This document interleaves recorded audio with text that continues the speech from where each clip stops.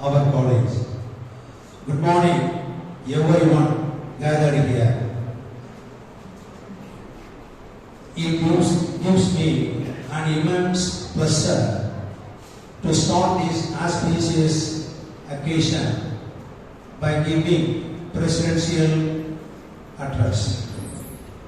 At this juncture, I would like to say a few words about this conference. Language, literature, and culture differ from place to place and time to time. The research on language, literature, culture, and cultural studies, both on online and offline mode, help in filling the gaps between various cultures. Multiple trends have emerged and are emerging in 21st century. The recent trends play a significant role in English literature today, and these trends are useful in promoting the exchange of ideas, access to vital information that assist the analysis of literary works. The international conference of this kind helps in augmenting the enhancement of language through literature and culture studies with innumerable ideas. I am confident that this one-day conference will provide a wonderful platform for the students, researchers, academicians, and professors related to literature, language, and culture studies to exchange ideas, express their views, and suggest innovative measures to tackle challenges involved. I wish the grand success. Thank you.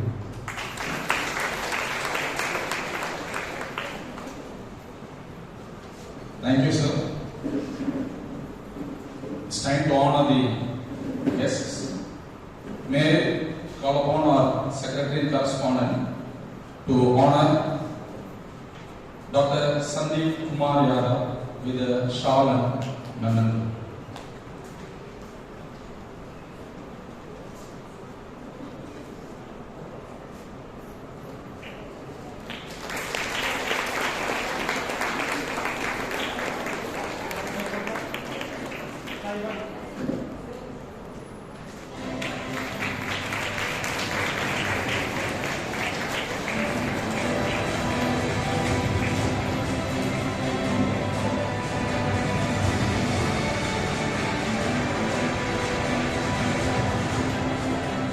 Thank you, sir.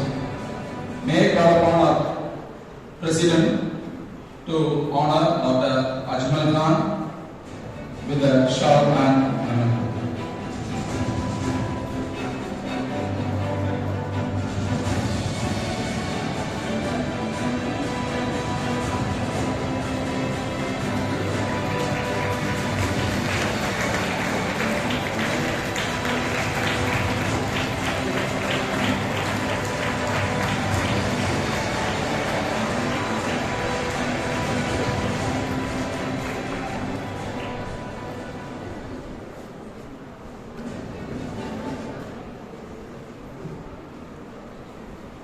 We need to release the conference proceedings book with the ISBN number. So may I call upon our Secretary and Correspondent to release the first copy and Dr. Sandeep Kumar Yadav to receive the same.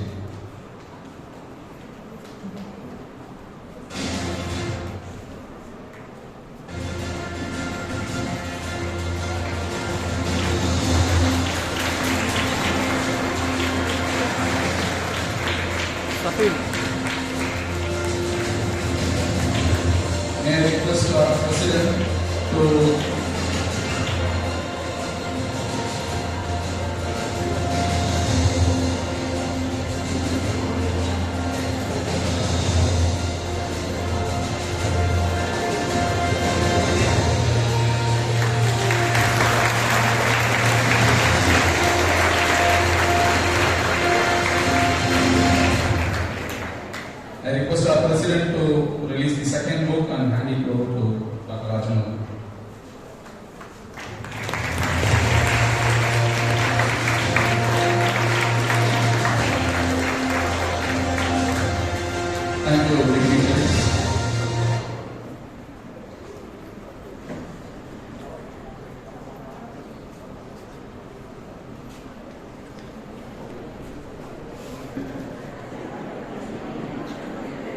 May I request the dignitaries to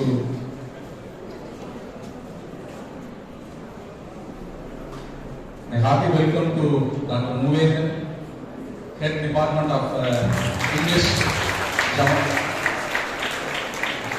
Anjar College.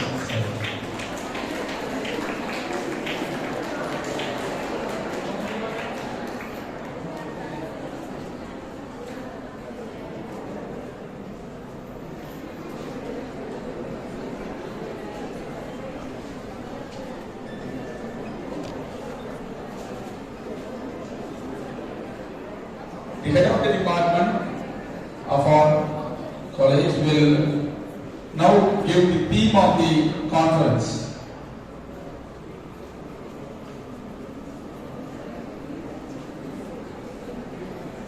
Good morning, ladies and gentlemen. Honorable Secretary and Correspondent, Reverend President and members of the College Managing Committee, respected Principal, cordial Coordinator of IPSC and Assistant Coordinators of IPSC, and respected Head of Anjar College, Sivanasi, and the keynote speakers, Dr. Samit Kumar Yadav, Associate Professor of English, Shyama College, University of Delhi, and distinguished speaker, Dr. A. Ajul Khan, Associate Professor, Department of English, Jamal Muhammad College, Tirupati, and the delegates on the dais and off the dais. So the main crux of the conference focuses on language, literature, and culture. It itself performs in a kind of an art which represents in different culture in different times. Though the culture differ by means of codes, conducts, culinary delights, customs, conventions, costumes, conversation, calendars, currencies, contacts, contracts, questioning, crossing, consumerism, collaboration, and competition, and also in the crafts. But it is the time to tap the literature as a tool to develop and to propagate in this international conference. Culture itself is a gravity which joins us out of our complacency when we are uprooted from our own meal. It is so glutinous that it sticks to us from the pole to toe. Although we can integrate ourselves into our adopted culture as well. Culture, like an onion, exists in layers. It can only be understood if it is being peeled off layer after layer. It is easy to perceive as it comprises concrete and tangible manifestations like art, monuments, food, language, etc. The middle layer consists of norms and values, and hence it takes some time to unfold it. The inner layer is rather difficult to penetrate because it subsumes assumptions about birth, life, death, happiness, and so on. The relationship between the culture and language falls on two aspects. One between the generality and specificity. The second one, language and culture, seems to be an inseparable, as it offers the English language teachers opportunities to familiarize the learners in various cultures, lexical, idiomatic, grammatical, and the synchronous existence of English as a second or a foreign language. The thrust of this conference highlights these challenges and the job of teaching English to learners coming widely from heterogeneous cultural backgrounds, particularly in other-centered or student-centered competitive time as an assertive or a prolific cultures. Language is culturally conditioned patterns of perception, attitude, and behavior of its community. Thus, this international conference will provide a valuable platform to the scholars, researchers, and students to express their thoughts and ideas on the specific areas of language, literature, and culture. And once again, I thank each one and all. Thank you very much.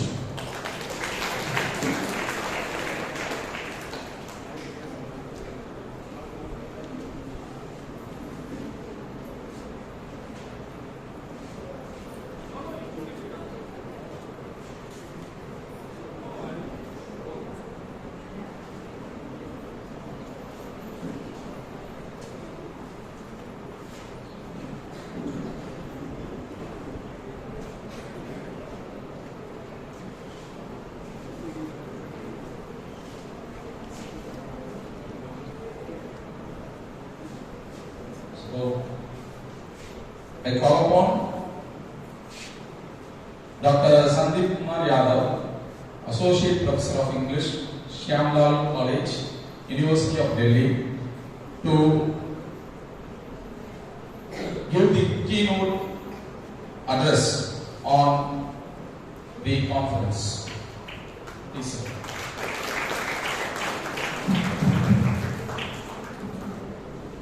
Assalamu alaikum to all of you. Respected M. Darvesh Mohidun sir, respected Secretary of the College, respected Senthil Miran sir, President of the College, HOD of English Department, Dr. Anur Miran, then Haji H. Mohammad Miran, Principal of the College, the Acting Principal, Haji Abbas Mandri, and then Dr. Mohammad Rauther, and our dear friend Dr. A. Ajmal Khan sir from Jamal Muhammad College, Trichy. Another friend who will be joining this conference from Bangladesh, from Britannia University. The title of my paper, which I would read or I would discuss with you people, which is the part of this address, is the marginalized liberation movement in India and literature. So basically, first of all, I would begin with this thing: what is the role of literature?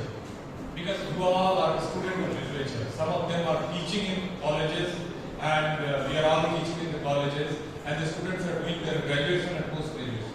But what is the role of literature? What is literature? We need to know. Literature is something which deals with human life, human emotions, and human nature. So all the emotions, jealousy, hatred, ego, friendship, love, all these are a part of literature. And these are, one of the most important things in human life. If we remove all these things from our life is like, our life becomes mechanical. It becomes a machine. So that's why the role of literature is very, very important. Because literature keeps a human being in order. And if the human beings are in order in a society, the whole society is in order. So that's the connection that's the role of literature in the life of a human being, and that's the role of a human being in society. So first of all, friends, language makes literature. Language makes literature. Literature makes culture. Culture makes society. society makes nation, and nation contributes in the making of whole humanity. So that's the connection of language and literature to the whole of the world. So if you have good literature, you will have a very good society. You will have a very good culture. You will have a very good nation. If you have a nation which always talks about discriminating the other portion of the society, that is not a nation. We need to look into those things. What are we doing? We are helping in the involvement of the other marginalized sections of the society, or we are crushing them, we are suppressing them, we are discriminating them. We have to look into all these things. So literature teaches us that we can evolve only in togetherness, unity, and we can progress when we have an equal society. So literature talks about all these things. You take the example of Martin Luther King, you take the example of Malcolm X, you take the example of Abraham Lincoln, you take the example of anybody, you take the example of Muhammad Sahib, you take the example of Mahatma Phule Baba Sahib Ambedkar, you take the example of B.P. Mandal, you take the example of all the important personalities of the world. So that is the role of literature. So my point in today's address is that the marginalized liberation movement in India and literature.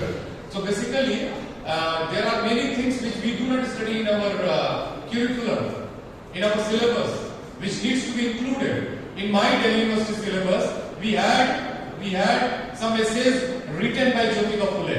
I don't know whether you read any essay by Periyar or not, because Periyar has written extensively on women empowerment, women liberation, untouchability. He has written on religion. He has written on almost all the social issues. So, I can't cover the whole thing,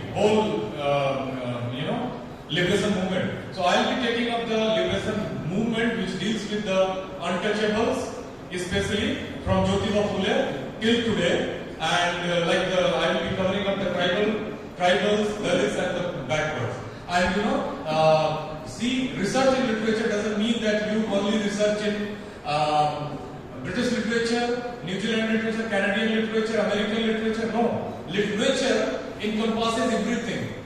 Your own native literature, which is written, literature is same everywhere. Whether it is being written in Urdu, Farsi, English, Hindi, German, or any other language. Literature is the documentation of our suffering, our achievements, our social experiences, our cultural experiences. So literature encompasses all these things, friends. So my point actually is that we need to include in our curricula the writings of all the great men. Take the example of Jyotiba Phule. He is such a great person. He comes from Western India. He comes from Maharashtra. And just because of social, cultural, political things, he has not been given Bharat Ratna so far. Many people have got it. But he has not got it so far. His wife, Savitribai Phule, was the first lady teacher who opened the school in this country for the girl children, for the girls actually, girl child. So you can just imagine that what kind of revolutionary, progressive people they were, liberal people they were.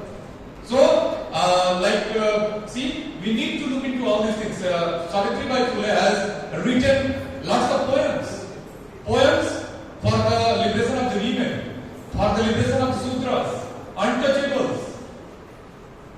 But no research has been done in English literature. Her books are translated into Hindi and English. So my point is that we have to focus on this type of writers also, personalities also. That's part of our Indian society, and we need to look into their literature. I'm not giving only the example of Jyotiba Phule. We can research on Periyar's literature. He has written, I have the collected works of E.V. Ramaswamy Periyar. You too can just see him, his essays, his writings. So, we need to have extensive research from that point of view. We need to look into, because these experiences, these views are very important, which can help us in the involvement of the whole of society, in our liberation. So my point, I will begin from Mahatma Phule and I will continue up till today. I will cover Baba Sahib Bhimrao Ambedkar, I will cover Ramswarup Vermaji, I will cover Babu Jagdev Prasad, I will cover Periyar Lalai Singh Yadav from North India, and I will take up all these personalities. I will discuss in detail that why do we need to look into their literature, what their literature says.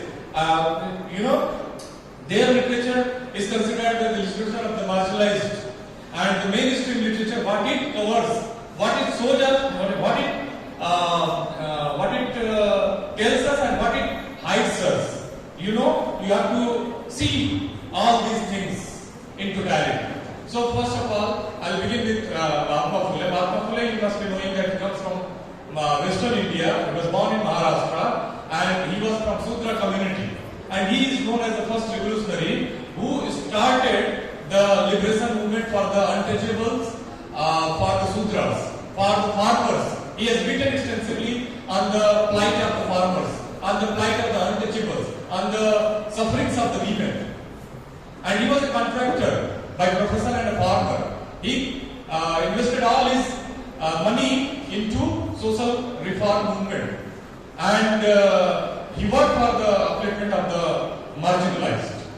After him, and he was such a personality that he inspired Sahuji Maharaj. Sahuji Maharaj is a person who was the king of the state of Kolhapur, and he is the person who first implemented representation, the policy of representation in this country, idea of representation, which we call reservation today.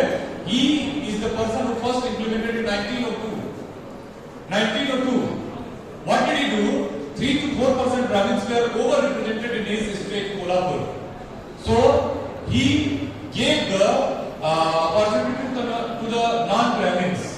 Non-Brahmins, he included into the administration of his state. He gave representation. He said that this much people can't be overrepresented. So we have to include everyone, people from every strata of the society. So he is known as the first person to give representation to the all backwards. And you remember one more thing: the meaning of the word backward is not for the today's backward, like the counters, pavers, konars, and all these castes. No, backward included the definition of scheduled caste, backward caste, tribals, and minorities. And this was the definition given by the Britishers. As you know, they ruled our country. 1870, they came up with this definition of the backward. Like these people who were left out in the developmental process of the society, they were considered as the backward. So, see, later in 1925, there was again reframing of the this definition of backwardness. And because since the stigma of untouchability was attached with the today's scheduled caste, like the untouchables, they were considered as depressed classes. The present day scheduled caste and scheduled tribes, they were excluded from that backward definition. So it remained with the backwards and the minorities. Got my point? So in 1925, this is the thing. But Kolhapur state, Sahuji Maharaj implemented representation in administration and jobs in 1902. And after him, Tamil Nadu took the lead. In 1916, there was one formation of Justice Party. Justice Party was established by 3 people. One Mudaliar, one C. Natesan, and one Tyagaraja. 3 people were there, and they formed one Justice Party. And that Justice Party actually, in 1916, this state was not Tamil Nadu. It was Madras Presidency. And there used to be one Prime Minister of this state. There was some democratic setup. C. Rajagopalachari was the Prime Minister at that time. He was from Brahmin community.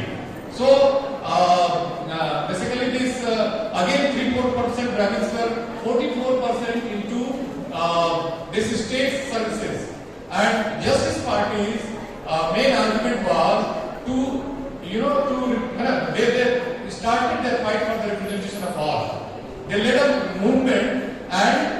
they won the election in Madras presidency in 1921, and they formed the government, and they implemented reservation in Madras presidency at that time.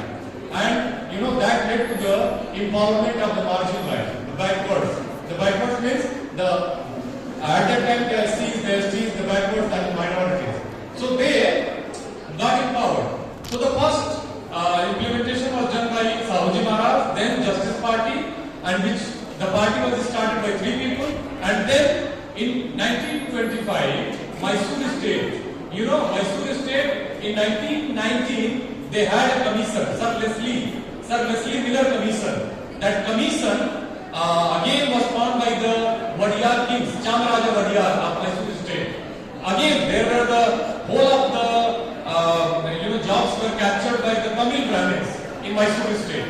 So first of all, the Kannadiga Brahmins opposed this idea, and later the non-Brahmin officers also of Mysore state opposed the whole idea, and they said that there should be representation of all.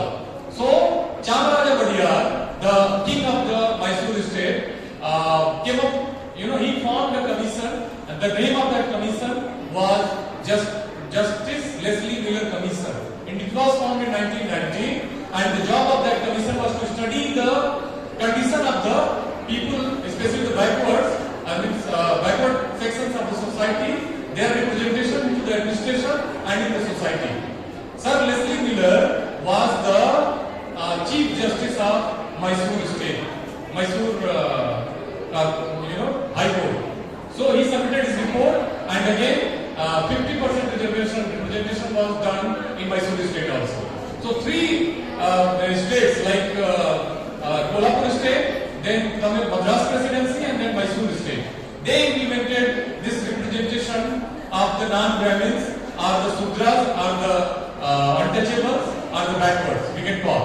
So basically, these are the 3 initial movements in the society which laid the foundation of the empowerment of the marginalized in the society. And after that, this Mahatma Jyotirao Phule was working simultaneously. He was the person who motivated Sahuji Maharaj. So he was a thinker who had his deep influence on the Kolhapur state. So you must have read in the emergence of E.V. Ramaswamy Periyar. He was such a social reformer that he started the reformist movement in this state, and he first joined Congress party under C. Rajagopalachari, but he later saw the hypocrisy of these people and done away with this Congress party in 1925. He left and he started working freely in the society for the upliftment of the poor and the downtrodden. And 1941, this Justice Party dissolved itself and made E.V. Ramaswamy Periyar its president. They didn't dissolve actually, they made him the president of Justice Party. He dissolved it. E.V. Ramaswamy Periyar dissolved Justice Party and made DK, Dravid Kachagam. And I take the example of Tamil Nadu, since I am today in this state. You need to know the foundation of this state, because there were certain people who contributed in the making of this state. E.V. Ramaswamy Periyar was one of the greatest personalities whom you need to revere, whom you need to remember, because he was the person who wholeheartedly worked for the upliftment of the marginalized, the oppressed, the downtrodden of this state, and he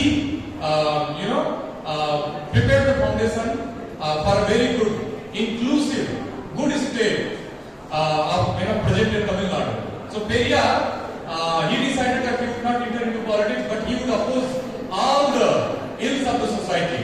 Like he was very much active into cultural and social politics of the state, and his disciples were made like C.N. Annadurai and M.G. Ramachandran, Karunanidhi. They all took up the reign of this state and implemented their policies and made Tamil Nadu a better place to live in, an inclusive space, inclusive state, and that was the ideology. That was states also. Like take the example of Karnataka, Maharashtra, they could be a better space, better state because of the ideology of the certain people like Jyotiba Phule. You take the example of North India, you know, that part was, that part was in more chaos in comparison to the southern part of the country because of the great conflict with the Brahminism. And there were also many social reformers. This Bhakti movement took place in the northern part of the country in 15th century with the emergence of Kabir, Guru Nanak, and there were certain saint poets from Western India like Namdev, Tukaram and others. They contributed in the, you know, they started a cultural revolt, movement. Kabir was such a revolutionary poet. There was another untouchable poet called Raidas. Raidas said that जाति जाति में जात है जो केतन के पास रैदास मानुष न जुड़ सके जब तक जाति न जाए. So you can just their whole literature. Take the example of Sikhism. Guru Nanak Dev was born into a very rich family, but even then he chose to done away with Hinduism, this religion, because he saw that there were lots of hypocrisy, and he took the examples from the Sufism and the Sufi poets basically, because the Sufi tradition was a very, the Sufi tradition believed in equality, and he copied, he imbibed so many things from that Sufi tradition. Guru Nanak Dev, he was born into a Khatri family, a Vaisya family, a rich family, very rich family, business family, but he was not comfortable with this Hinduism. He chose to have a new religion, Sikhism. Sikhism talks about equality, the foundation. He was such a revolutionary person. It is said that he, throughout his life, he almost walked for 24,000 kilometers. Guru Nanak Dev walked for 24,000 kilometers. He never stayed in a village. Again, he continuously walked along throughout his life. So, you take the example of Kabir, Raidas. Raidas said, "Jati jati mein jaat hai jo ketan ke paas Raidas manush na jud sake jab tak jati na jaat." He was from cobbler's family. He was from untouchable caste. But he has written extensively on caste, the issue of caste. Caste is another problem in this country. Is still having problems. We have not been able to evolve as a human order, human society. Just because of caste, we have political affiliations also just because of our caste. We have cultural affiliations because of caste, on the basis of caste. We have social affiliations on the basis of caste. And a large section of society is oppressed because of caste. So as I said, you must have seen the stem of banana plant. If you start opening, there are many layers of there are many layers in it. In the same way, if you start to find out the caste of a person, there you will find many subcastes within a caste. So people are divided. जाति जाति में जात है जो केतन के पास रैदास मानुष न जुड़ सके जब तक जाति न जाए. When unless you leave your caste, you can't connect with the other caste people, because caste is the cancer of the society. Caste is a kind of networking, groupism, which excludes people. Brahman or Vaya, great socialist, he said that caste is a kind of insurance policy which works without any premium. Caste is a kind of insurance policy where you do not need to put any premium. It works without premium. There is another socialist leader called Masram Kapuri. He considered caste as a cancer. And see, whosoever subscribes to the idea of caste will be a patriarch, will be a person of feudal mindset. Because these values are connected, interconnected. So they taught us, like Periyar also, Mahatma Phule also, Sahooji Maharaj, this Periyar Lalai Singh Yadav, Babu Jagdev Prasad, Ram Swarup Verma, they believed in humanity, human values, human emotions. They said that we have to evolve human order. And we cannot evolve unless we leave these bogus ideas. What are these ideas? Patriarchal ideas, feudal ideas, that I was born as a landlord. See, nobody was born with land. So the land was here only. See, and the land belongs to all. Land, rivers, mountains, sea, air, these, all these things belong to all citizens of the country. So nobody was born with land. Some people consider themselves landlords. Some people consider themselves rich. Kabir said that nobody is rich. The person is rich who cares of all. Who cares others, who cares the poor people of the society. See, Kabir says that you consider others, low caste people as untouchable. But untouchable is a privileged person, because who is untouchable? One who is untouchable, whom the Maya, the illusion has not touched, is untouchable. So, whom can the illusion not touch? One who is highly liberated.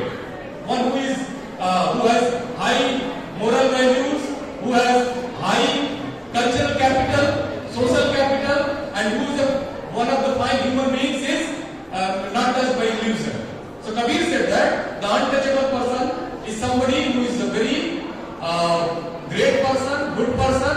So whom the Maya has not touched is untouchable, and therefore untouchables are the best people of the society. Rather, they are the greatest in the hierarchy. So see, these same poets, these great people were against the hierarchy. Hierarchy, what does it do? It divides people. It divides people into Hindu and Muslim. And then further, upper caste Muslims and the Pasmanda Muslims. Then further, the poor Muslim and the rich Muslim. Rich Hindu, poor Hindu. So we have to understand this hierarchy. We have to understand the job of literature is to connect people. The job of literature is to spread love, so that it can counter hatred. So that it can counter hatred. The job of literature is to propagate positive ideas, positive mindset in the society, so that we can work in the involvement of the whole of society and the whole of humanity. So, the job of literature and the job of a researcher is not to read Shakespeare only, Milton only, Shelley only, American literature. No, you can read Quran. You can just work on Quran also in English literature. You can work on Periyar also. You can work on Phule also. You can work on Savitribai Phule also. You can work on Babu Jagdev Prasad also. Lots of translations are available. Translations in English, you can work on translation also. The point is that you have to work on those things which are directly related to you, which can work for the upliftment of the society. So we need to focus on those researches which are directly linked with us, which are directly connected with us. Got my point? So these are very important things. Therefore, reading Canadian literature, American literature, and the German literature is important. You need to know literary theory. You need to know the literature written in Indian English. Who are the people who are writing during the freedom struggle of the country? All the privileged caste people. Take the example of Raja Rao, R.K. Narayan, then Mulkraj Anand, like all the poets, Nissim Eshkil. They come from the upper strata of the society. Most of the people from the lower strata of the society are unrepresented. You have to work on Tirukkural. You have to work in English on Tirukkural. You have to work on the other, native poets. The translations are available. You have to work on the issues which are directly related to you. There were people. I was taking the name of Periyar Lalai Singh Yadav, Babu Jagdev Prasad. They have become celebrity in North India now these days. So this is the rereading of history. Rereading of history is not something that highlighting the privileged people and putting emphasis on them. No, you have to find your real heroes also. The job of you is to find their literature also. The subaltern literature. So my point of argument today is you have to work at the mainstream literature. At the same time, you you have to work on the subaltern literature, the literature from the margin, the literature of the marginalized, the literature of the oppressed, exploited. You have to work on the films. There are many films which are being made on the issue of exploitation. So, in Tamil films also, take the example of Paranji. There are many films in North India also. They are making films. Recently there was one movie, Jabir. So, Baba Sahib Bhimrao Ambedkar, he has written extensively on women empowerment. He was a great humanist. He never excluded anyone. His idea was to include include every society and everyone. His idea was to work for the betterment of all, not of a particular society. We'll have to leave this habit, we'll have to discourage this habit, we'll have to discourage this sort of researches, we'll have to discourage this sort of literature. We have to take care of the literature which is for the betterment of all. There are many things which I needed.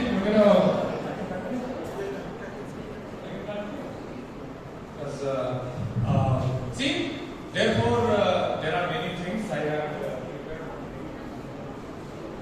I'll take it.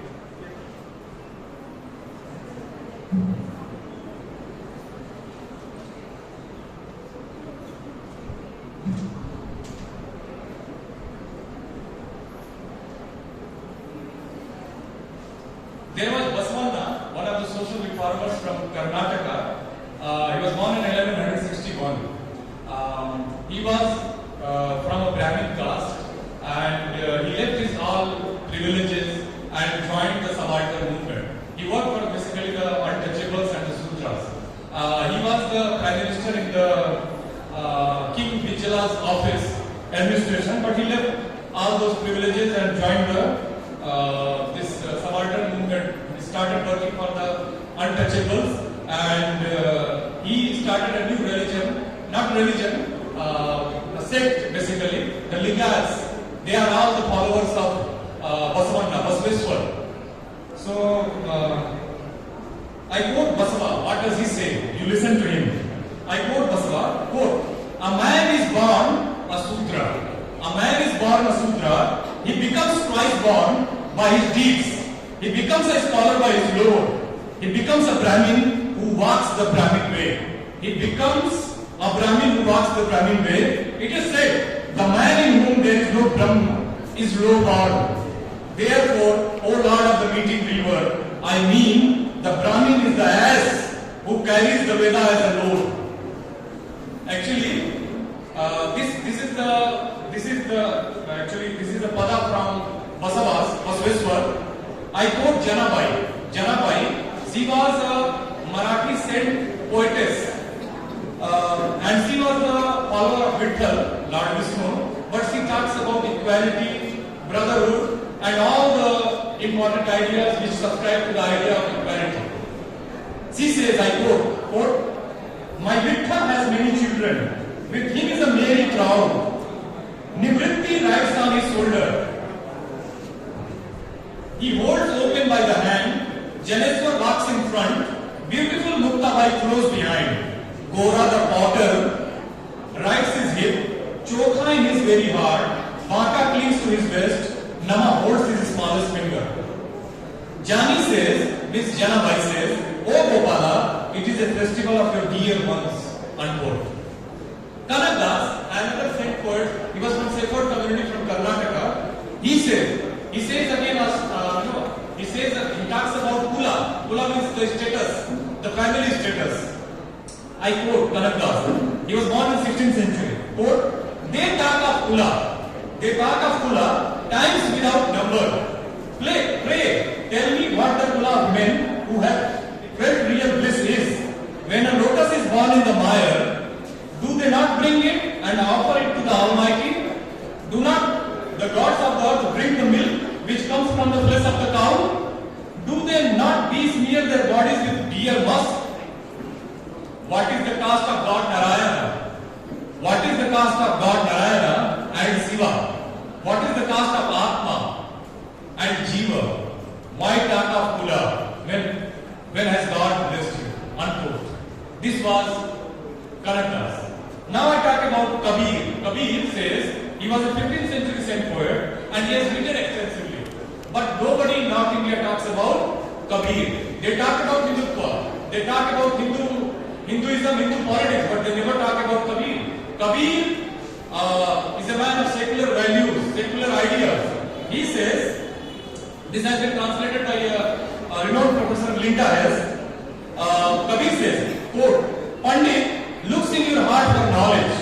Tell me where untouchability came from, since you believe in it. Mix red juice, white juice and air.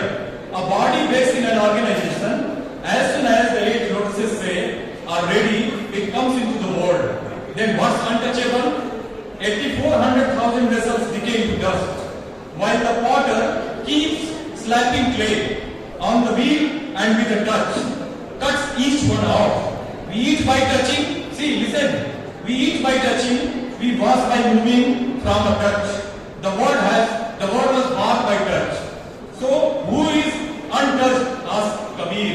Only he who has no taint of Maya. Got it? Unquote. So this is one of Padat from Kabir. Now I quote Tukaram. Tukaram was a Marathi saint poet. He says, quote, tell me if you know, hymns save untouchables to Hari. Legendary stories become their gods. Tuladhar Vyasya, the pot maker Gora, the labor worker Rohidas, the Mumin Kabir, Latif, the Muslim, the Barbar Sena are Vishnu Basis. Kano Patra, Koru, Cotton Card or Dadu sing hymns to Hari without discord. Banta, Chokmela by Caste Mahar have united with the Lord. What is the work of Namaz Jani? When does Pandari's Lord eat in her company? Can you tell the lineage of Mariela? What greatness did he have? Do tell. Vishnu's servants have no caste. The Vedas sciences so decrees. Unquote. So friends, actually lots of things are written. There are many things. I would not cover all those things, but I will impress upon you that you need to look into all these native literature which is written into Bhasa literature and into our own languages. You need to look into these literature also, because by looking into these things, these literatures, you can create some meaningful work and you can serve the society in a better way. So that is what I wanted to share with you. I thank you all. Thank you for inviting me. Thank you for giving this opportunity to share my views, share my understanding with you, so that so that you could become a part of this, initiative to make this world a better world. Actually, thank you.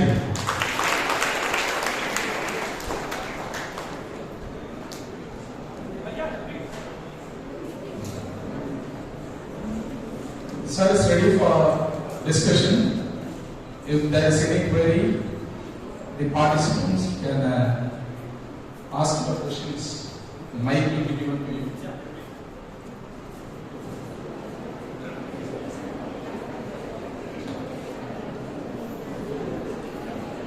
Any questions, friends?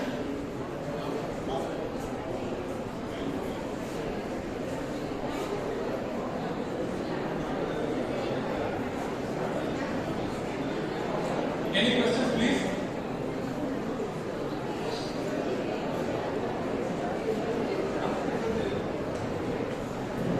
Ravi, they don't have any question. Any question? See, if you have any question, you can ask. If you don't have any question, I don't have any. Thank you. Much.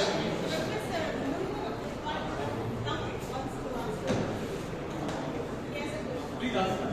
Mike. Sir, in the course of your discussion, you said Guru Nanak had converted from Hinduism to Sikhism. Yeah.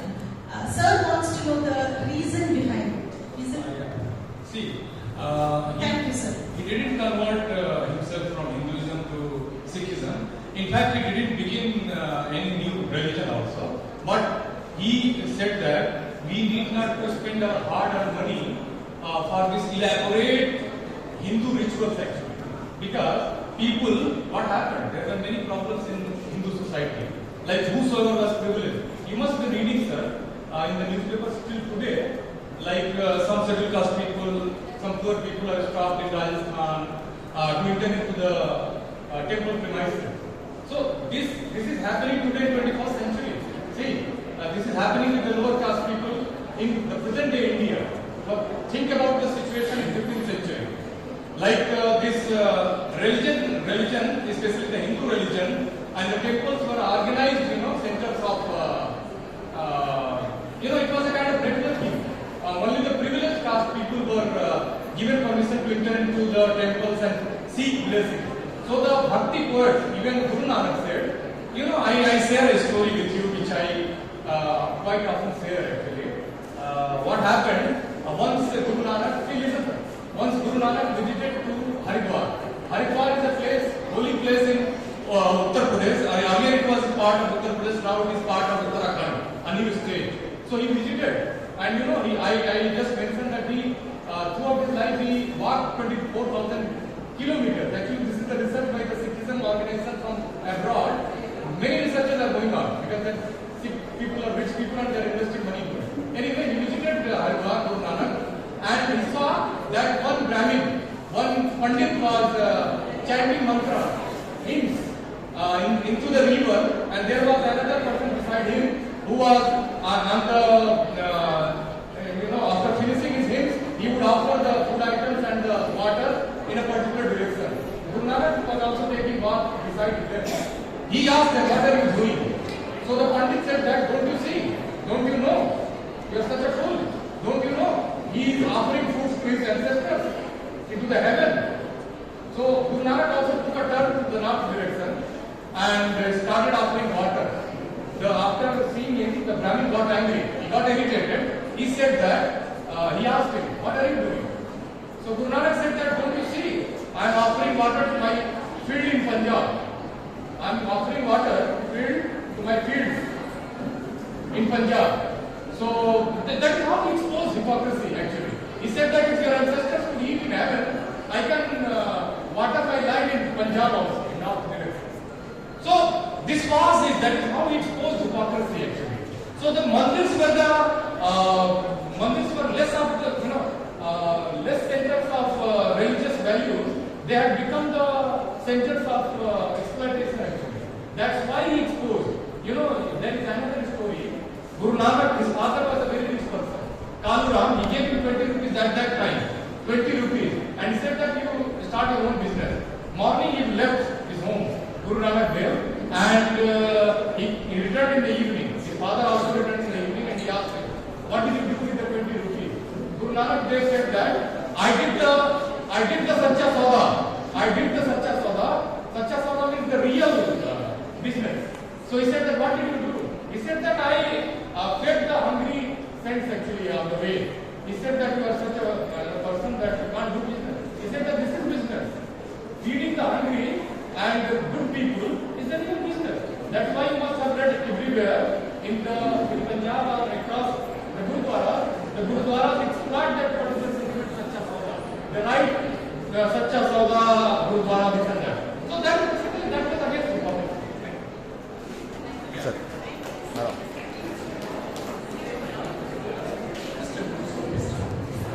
Yeah, please. Good afternoon, sir. This is Planted India. My name is Henry Varghese. I am from the Department of English. Currently doing post-graduation. So you have a great insight about the culture, the Indian culture. I am more into symbolism. So could you please symbolism? Symbolism. Oh, symbolism. Okay. Could you please connect culture, Indian culture and symbolism? No, symbols are there. No, I couldn't understand your question. Can you repeat? You explained about culture, the Indian culture. So could you please connect between the Indian culture and the Indian symbols? No, see, India is a very diverse country. See, take the example of Tamil Nadu, take the example of Karnataka, Kerala. We have diverse ways of expressing our love, expressing ourselves. So we have different types of sorts of symbols actually. Got my point? So if you can talk about any particular symbol, I can just give you the, I can explain you. So symbols are very important tools of literature. Got my point? So symbols are everywhere, every culture, and don't see this project government is trying to impose us monoculture. Our identity, this is the beauty of India actually. That's why Gurudev Rabindranath Tagore said, we are not a nation. We are a nation in the making. Got my point? And making a country a single culture country is not good. We are having different cultures and various sort of things, different things, and that is the beauty of this country actually. And as far as the symbol is concerned, you take any symbol, I will explain it.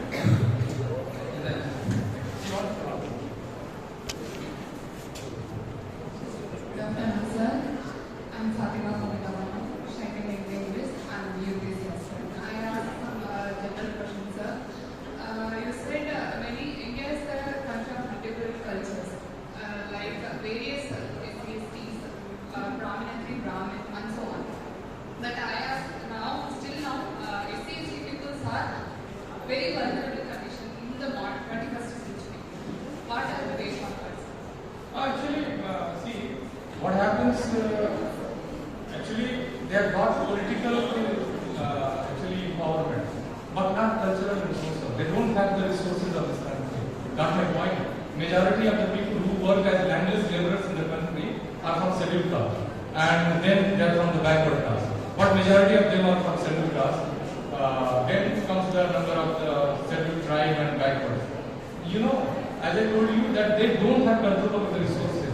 See, the answer of the question lies in the politics actually. You take the example, recently there was one article by one journal, one fortnight magazine published from London, Economist, very reputed.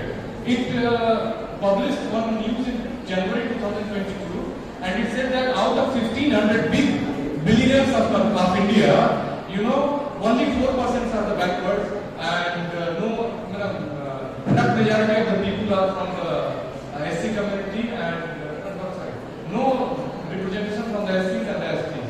They don't own the business. They don't own the industry. I give you one example. 10% the upper caste, 10% upper caste are 44% represented in the parliament. They are 44. Suppose if they are 10 in number, 10 in number in the society. Suppose 100 people stay in the whole country. So 10 people have 44 seats in the parliament. So they are over 4 times more represented. And the backwards, they form almost 60% of the population of the country, and they have 19 to 20% parliamentarians in the country. SCs, they have political reservation. But the people who are getting the reservation is not working for them. They are working for the empowerment of the upper caste and class. So that is the main reason of the poverty, especially the cultural and social poverty of these SCs and STs. There are many things actually. I told you now, they don't own the industry, they do not own the business, they do not own the resources of this country. Out of 500 judges of this country, especially in the High Court and the Supreme Court, only 12 are Muslims, 5 are BCs, 5 are Dalits, no tribal judge so far. This is the data till 2014. So, if they would not be into the system, they have got the political representation, but that is not it. There are many more things which I can just narrate endlessly, but there are politics involved into it, and unless they get cultural and social empowerment, they would not improve as a being, as a community. Thank you. Article 14 says equality before law. It means all are equal before law. But SCs are some cards privileges. So SCs are got some privileges in this country. I think why are sometimes they are excluded and then they give some they exclude others. What do you want to say? Equality before law, sir. But some privileges are given to the constitution. Where they give some privileges to SC people. Because the privileges are given to, privileges are given to just bring them, bring them equal to the other caste and other class people actually. They were marginalized since ages actually. Got it? There was no stigma of untouchability with the other caste. The stigma of untouchability was attached with them. That's why they were, they have been given some extra, some extra privileges are given to them. These are the things. That's the reason. Thank you. Sir, please. This is Dr. Manas Babu, Assistant Professor of History. So he wants one last question. Good afternoon, sir. Firstly, I would like to thank you because for your wonderful lecture. Because even though I am not from English literature background, I am from history background. But the whole lecture you have, your whole lecture covered actually history. So firstly, I would like to thank for your lecture. That's quite comfortable for me. My question is, while your lecture, you have emphasized on the translation of this regional literature, that means the original works. The problem is, the question is how we can test or trust the reliability of these translation. When I did my research, I found a text from in Arabic, originally written in Arabic. Text name is Tuhfatul Mudayyin, 16th century literary work. I found two translations. The problem is both are, huge differences in both the translation. So how we can trust the reliability of this translation? This is a huge problem actually for researchers.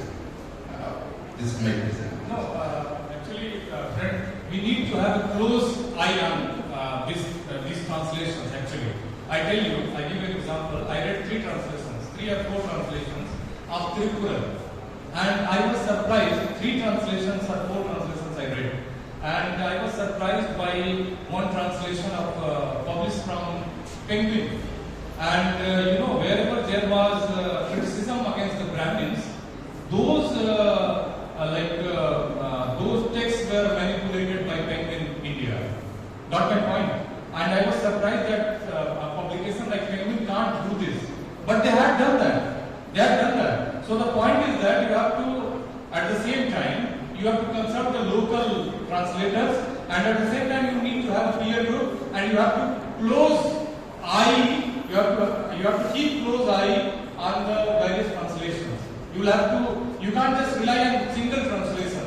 You need to go in for 1, 2 or 3 translations as many as you can go. But at the same time, the people are there who are just reading all these things, and things will be exposed. Like, it's not that they would just keep on manipulating the originality because the present government is rewriting history. They don't have any history, but they are rewriting history. So that they are free to just do whatever they like. But there are people like Irfan Ali, and they brand them as their relativist historian. But the thing is that have you tried to see history objectively? History, I tell you, is a very, very important subject and very, very controversial subject at the same time. That's why Napoleon said that a person must have knowledge of 2 subjects, history and mathematics. Because mathematics keeps you updated, and history is the documentation of your past achievements and failures. So my point is that my answer for your question will be like keep an eye and consult not only one translation, various translations are available. This politics of translation is going on in this country. Not in this country, whatever is inconvenient, we look for the convenient route. Right? So we have to as a researcher try to find out what is the real and what is unreal. We have to stick to the truth. We have to stick to the truth. We need not to go in for cheap things are for the unreal and fake. Thank you, sir, for that wonderful lecture and the discussion. Now I call upon Shamina of 2nd BA English to thank the keynote speaker. Please.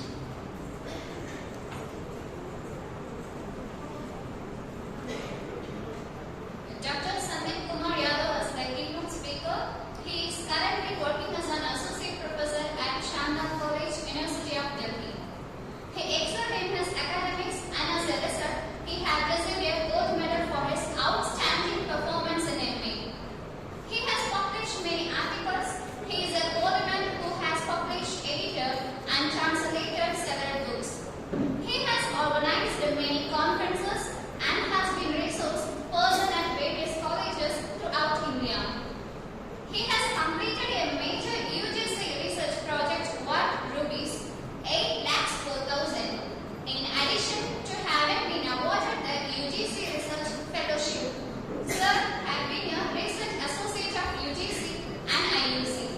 Thank you, sir, for having enlightened us on the topic, the marginalized liberation movements in India and literature.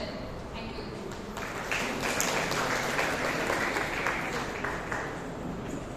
Thank you, Shamina. May I call upon Dr. Ajmal Khan, Associate Professor of English, Jamal Mohammed College, Trichy, who enlightened the session with his talk.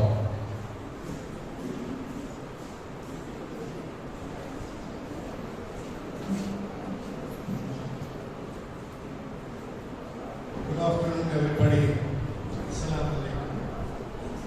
Brigade Secretary of our college, of this college,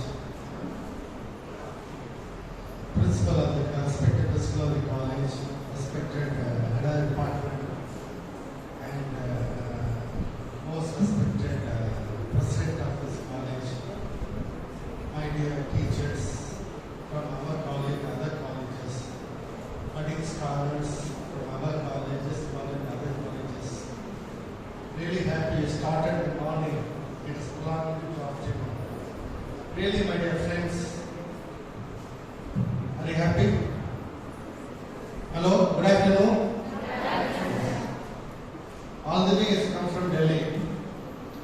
He is so busy, I can tell you his commitment toward the society. He talks about literature. He has done many researches and helping many throughout India, even outside India too.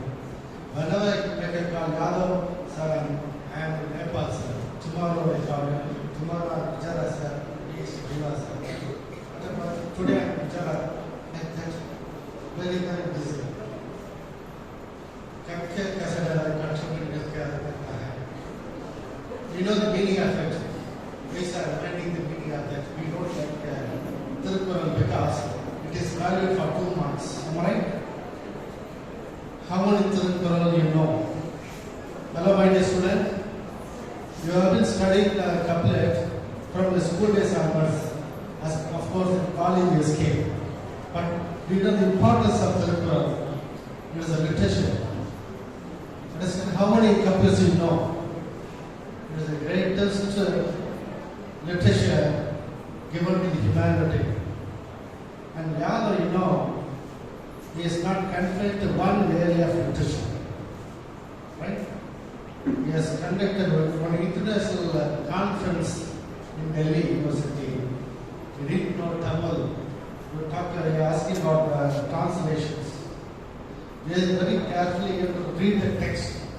We say the critics reading between the text. A great scholar. I like to tell you one more the 2 things. He is a gold medalist in Delhi University. Please. And he has been in many board of studies in many central universities. And he has been appointed as a research person, panel discussion, radio or TV too.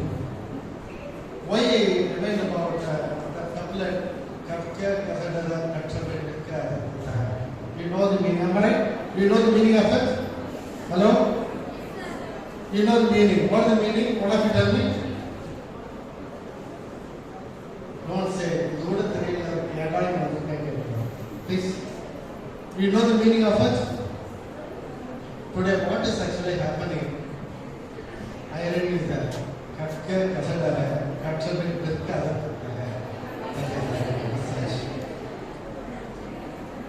So, what is saying the research is something different. He's giving a focus on it because many budding scholars are there. As repeatedly, another thing is great expert in all the theories, expertise in all the theories. At last, he formulated and he was interested in one theory, social justice theory, and propagating all the theory throughout India, convening many meetings, giving awakening to daily life. One thing let me tell you, today we are happy and safe. Think of 2018 and 19, what we heard in Shahid Law. Many women and children, even the cold winter, they were sitting fighting for the rights. It was phenomenal.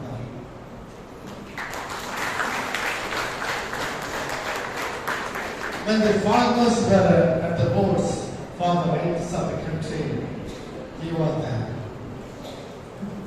And not only that, spreading the language and literature, and he's spreading the rights of the humanity. And it's very, very powerful lecture. I don't know whether you are able to understand or not. Tamil Solapana, he is working for everyone.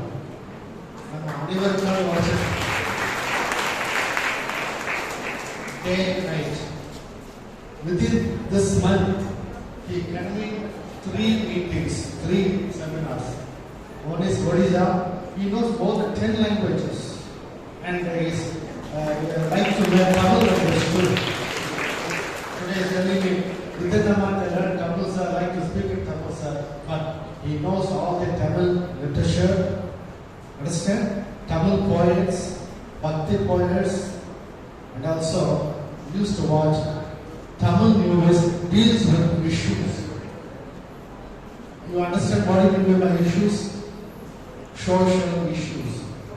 And he is watching it very carefully. And also his own daughter, of course studying 5th standard, writing beautiful English poem. You know about Syrian refugee. And he is studying. So such a social conscious is injecting to his own doctrine. And his friends, his students, is inciting these things. You should fight for your right. You have been numbered, but you are not empowered to have your power. You are losing that. So, what is saying? Study literature. Through literature, you empower yourself.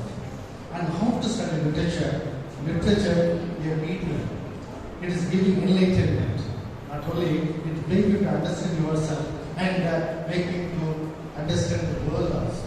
Where you are, how you are, where you are.